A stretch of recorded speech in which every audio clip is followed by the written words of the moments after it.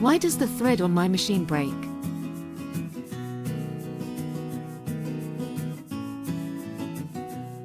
One, make sure the needle is of good quality and in good condition. A quality needle will prevent the thread from breaking during sewing. Check the condition of the needle. If the needle is dull, bent, or chipped, it needs to be changed.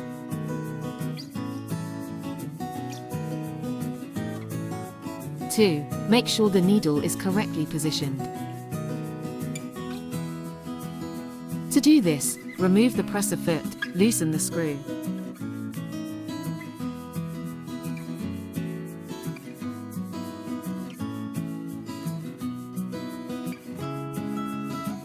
And place the flat part of the needle to the back.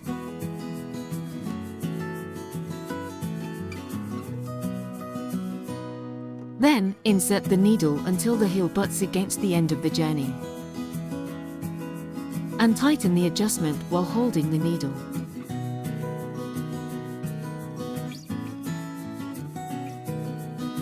Three, use the appropriate tension for each fabric.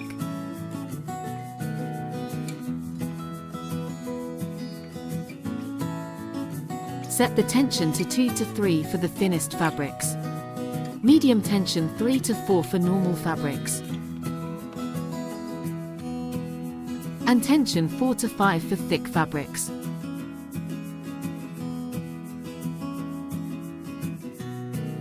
Note that if the bobbin thread appears on the front side of the fabric, you need to loosen the tension.